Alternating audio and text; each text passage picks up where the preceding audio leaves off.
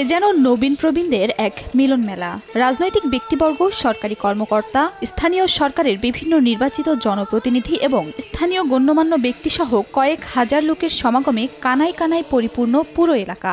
বরিশালের উজিরপুর উপজেলার ঐতিহ্যবাহী শোলক ভিক্টোরিয়া মাধ্যমিক বিদ্যালয়ের ১২৫তম বর্ষপূর্তি অনুষ্ঠান উপলক্ষে আয়োজন করা হয়েছে এমন মিলন মেলার। আয়োজনকে অধিক আনন্দঘন ও রঙিন করতে ছিল স্কাউট ও গার্লস গাইড দলের বিশেষ ডিসপ্লে। এছাড়া গান গেয়ে মঞ্চ মাতিয়েছেন জনপ্রিয় সঙ্গীতশিল্পী নাসির, কাজী শুভ, নিশি শ্রাবণী।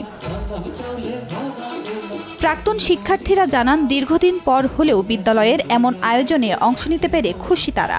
বিদ্যালয়টি ঢাকা বিশ্ববিদ্যালয় সৃষ্টি হওয়ার পূর্বেই এটা সৃষ্টি হয়েছে। এটা একটা আমাদের আদর্শের শিক্ষা প্রতিষ্ঠান।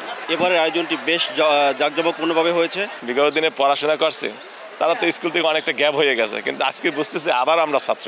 আমার এই স্কুলেই দীর্ঘ 42 বছর চাকরি করেছি, তার ভেতরে 35 বছর এক নাগাদে হেডমাস্টার ছিল। বড় ছোট সবাদের সাথে দেখা হয়েছে। এখানে এসে আমরা খুবই আনন্দিত এবং সবাইকে দেখে খুবই ভালো লাগছে। 1, 2, 3 ঢাকায় জমি জিতে নিন 100% ক্যাশব্যাক সহ 20 কোটি টাকার পুরস্কার। অতিথিরা জানান, নবীন প্রবীণদের মিলন মেলা দেখে আনন্দিত তারা। আর দীর্ঘদিন পর সবার সহযোগিতায় এমন আয়োজন করতে পেরে খুশি আয়োজকরা। সবার পুনর্মিলন, একে অপরের কে কোন অবস্থানে আছে, কিভাবে আছে পর্যায়ে দেখা হয়।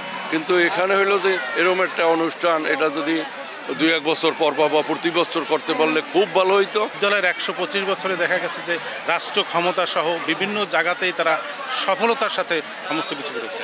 1887 সালে জুনিয়র স্কুল হিসেবে শোলক ভিক্টোরিয়া মাধ্যমিক বিদ্যালয়ের যাত্রা শুরু হয়। এর প্রকৃত বয়স 137 বছর। কলকাতা বিশ্ববিদ্যালয়ের তথ্যমতে জানা যায়, বিদ্যালয়টি থেকে শিক্ষার্থীরা প্রথম এন্ট্রান্স পরীক্ষায় অবতীর্ণ হন 1901 সালে। সে হিসেবে 1899 সালকে বিদ্যালয়টির মাধ্যমিক স্বীকৃতি লাভের বছর হিসেবে বিবেচনা করা হয়। পরবর্তীকালে 1899 সালকেই বিদ্যালয়ের প্রতিষ্ঠা সাল হিসেবে উল্লেখ করা হয়।